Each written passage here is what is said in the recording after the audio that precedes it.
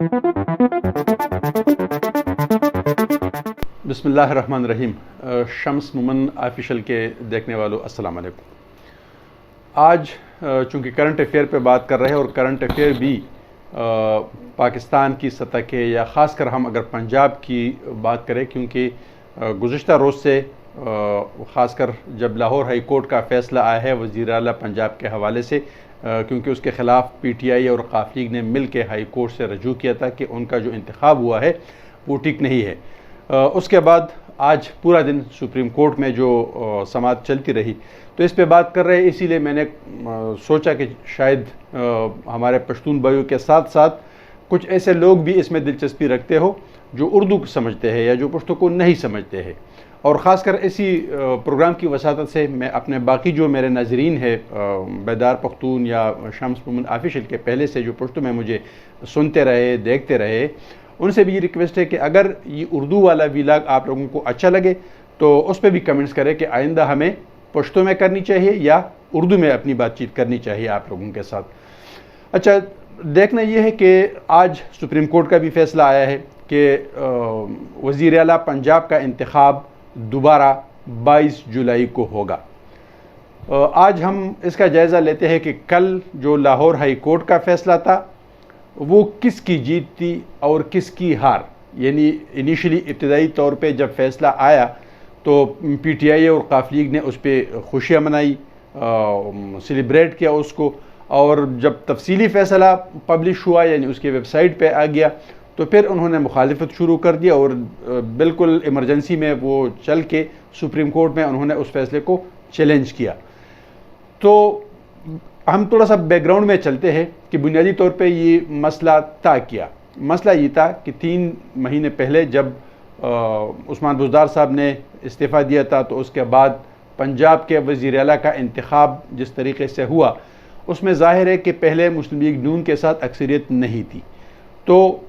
P T I کے کچھ لوگ ان کے ساتھ مل گئے، یعنی انہوں نے ہارس ٹریڈنگ کی، اور تقریباً 20 کے قریب وقاف لیگ اور پی ٹی آئی کے لوگ چل کے انہوں نے وزیر اعلیٰ حمزہ شہباز کو ووٹ دیا اور وہ وزیر اعلیٰ منتخب ہو گئے۔ سپریم کورٹ کا جو فیصلہ اس کے بعد آیا کہ جو لوگ اپنی پارٹی کے خلاف ووٹ استعمال کریں گے تو اس کا ووٹ جو ہے وہ نہیں گنا جائے گا، یعنی وہ شمار میں ہی نہیں آئے گا۔ تو اس کے بعد پی ٹی آئی اور وقاف لیگ عدالت چلے گئے کہ وزیر اعلیٰ کا جو انتخاب ہوا ہے اس کو کالعدم کیا جائے۔ کل لاہور ہائی کورٹ کا فیصلہ آیا تو انہوں نے ایسا فیصلہ دیا کہ جو انتخاب تھا اس کو تو کالعدم نہیں کیا، لیکن یہ حکم دیا کہ جو 20 ارکان جنہوں نے ہارس ٹریڈنگ کی ہے یا جنہوں نے حمزہ شہباز کو ووٹ دیا ہے اپنی پارٹی موقف کے خلاف، اس کا ووٹ چونکہ نہیں گنا گیا ہے، لہٰذا کل دوبارہ انتخابات کیے جائے۔ اس 25 ارکان، کیونکہ 20 منتخب ارکان تھے اور 5 اس کی جگہ پر جو ریزرو سیٹس پہ پھر آئے تھے، ان سب کا ووٹ نکال کے دوبارہ ان کو گنا جائے۔ اگر وہ کم آتے ہیں، یعنی جو 186 ارکان کی جو ٹارگٹ ہے وہ اس سے کم آتے ہیں، تو پھر اس پہ ری پولنگ کی جائے۔ اور ری پولنگ کا پھر طریقہ کار یہ ہوتا ہے آئین میں کہ جو بھی وہاں پر موجود لوگ ہوتے ہیں تو ان میں سے جو بھی سادہ اکثریت وزیر اعلیٰ لے گا تو وزیر اعلیٰ منتخب ہو جائے گا، یعنی اس کے لیے پھر 51% کی شرط جو ہے وہ ختم ہو جاتی ہے، موجود ارکان جتنے بھی ہوتے ہیں تو اس کو ری پولنگ کا حکم دیا۔ پی ٹی آئی چلی گئی سپریم کورٹ اور آج سپریم کورٹ نے 1:30 بجے کا وقت اس کے لیے منتخب ہیئرنگ کے لیے رکھا تھا۔ ظاہر ہے کہ 4 بجے کا حکم دیا تھا لاہور ہائی کورٹ نے کہ آج 4 بجے اس پہ ری پولنگ ہونی چاہیے۔ سپریم کورٹ نے 1:30 بجے جو سماعت شروع کی تو اس کے بعد اس میں تقریباً 3-4 وقفے ہوئے اور سماعت تقریباً کوئی 5-5:15 بجے تک چلتی رہی۔ سپریم کورٹ نے کیا فیصلہ کیا، اور اس نے ہمیں یہ بھی ذرا دیکھنا ہے، ذرا سوچنا ہے کہ سپریم کورٹ کا جو فیصلہ ہے وہ آئینی اور قانونی فیصلہ ہے یا یہ ایک جرگے کی طرح، ایک پنچایت کی طرح دونوں فریقین کو راضی کرنے کی کوشش ہے۔ انہوں نے کوئی آئینی فیصلہ نہیں دیا ہے، کیونکہ انہوں نے نہ تو واضح طور پہ یہ کہا ہے کہ ہم نے ہائی کورٹ کا فیصلہ جو ہے اس کو معطل کیا اور پی ٹی آئی کو اسٹے آرڈر دیا، ایسا نہیں کہا ہے۔ نہ یہ کہا ہے کہ ہم نے اسی فیصلے کی توثیق کر دی، یہ بھی نہیں کہا ہے۔ تو پھر ظاہر ہے کہ اس کو جو آئینی اور قانونی ماہرین ہیں وہ اس کو آئینی اور قانونی فیصلہ بھی نہیں کہتے ہیں، وہ کہتے ہیں کہ یہ ایک طرح سے میڈیشن کی گئی ہے، ایک ثالثی کی گئی ہے، اور پنجاب میں 3 مہینے سے جو آئینی اور قانونی بحران جاری تھا اس کو ختم کرنے کی ایک کوشش کی گئی ہے، ایک ہمدردی کے ساتھ اور ایک مثبت انداز میں اس کو حل کرنے کی کوشش کی گئی ہے۔ دونوں فریقین کو سنا گیا، کیونکہ 17 جولائی کو ان سیٹوں پہ جنہوں نے ہارس ٹریڈنگ کی تھی اور جو سیٹیں خالی ہوئی تھی، ظاہر ہے اس کو نااہل کیا گیا تھا سپریم کورٹ کی جانب سے، تو اس پہ دوبارہ انتخابات ہو رہے۔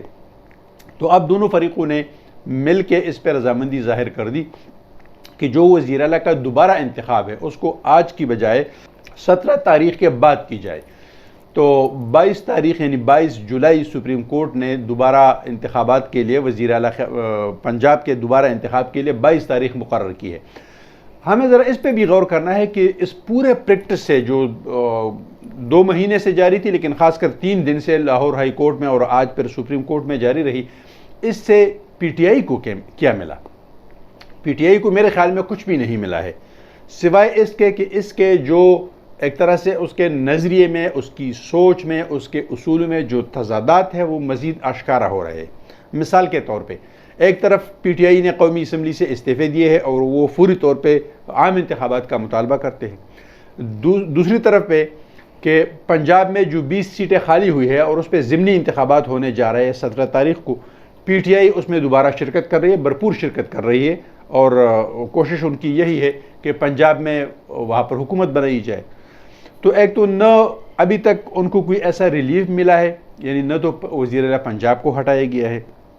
نہ ان کے پہلے والے انتخاب کو کالعدم کیا گیا ہے، نہ ہی ان کو قائم مقام وزیر اعلیٰ کہا گیا ہے۔ سپریم کورٹ نے باقاعدہ طور پر یہ کہا ہے کہ اس کو قائم مقام وزیر اعلیٰ نہیں کہیں گے، بلکہ 22 جولائی تک وہ اسی طرح وزیر اعلیٰ رہیں گے جس طرح ابھی تک ہے۔ یہ ایک کرنٹ سچویشن تھی، میں چاہتا تھا کہ اس پہ آپ لوگوں کے ساتھ بات ہو، لیکن اس کے ساتھ ساتھ ہمیں اس پہ بھی غور کرنے کی ضرورت ہے کہ ہماری عدلیہ، ہائی کورٹ اور سپریم کورٹ خاص کر، جس انداز سے سیاسی کیسز کو بہت پریارٹی کے ساتھ، بہت ترجیحات کے ساتھ حل کر رہی ہے یا اس کو لے رہی ہے، اس کی سماعت مقرر کر رہی ہے، اس کے نوٹس لے رہی ہے، یہ خوش آئند ہے، اس پہ ہمیں کوئی وہ اعتراض نہیں ہے، لیکن ہماری درخواست یہ ہے کہ ایک تو اس کو آئین اور قانون کی رو سے حل کرنے کی کوشش کی جائے، ثالثی کی بجائے آئینی راستہ اختیار کیا جائے۔ دوسری بات یہ کہ جس طرح آئینی معاملات کو اور قانونی اور سیاسی معاملات کو فوری طور پہ حل کرنے کی کوشش ہوتی ہے، اسی طرح ہمارے جو سائلین ہوتے ہیں، جو لاکھوں کی تعداد میں ہے، جو ہزاروں کی تعداد میں سپریم کورٹ پہ خاص کر اس کی فائلیں اور اس کے کیسز جو ہے سال ہر سال سے پڑے ہوتے ہیں، ان کو بھی توجہ دی جائے، کیونکہ ان بیچاروں کے کیسز جو ہے وہ سیاسی معاملات سے زیادہ ضروری ہوتے ہیں، کیونکہ سیاسی معاملات تو ظاہر ہے کہ وہ کسی کی زندگی اور موت سے ان کا تعلق نہیں ہوتا ہے، لیکن سپریم کورٹ اور ہائی کورٹ میں ایسے کیسز لاکھوں کی تعداد میں پڑے ہیں جو لوگوں کی زندگی اور موت سے تعلق رکھتے ہیں۔ اگر ہمارا چینل جو ہے آپ کو اچھا لگے تو کائنڈلی سبسکرائب بھی کریں اور نوٹیفیکیشن والا آئیکن بھی کلک کریں۔ بہت شکریہ۔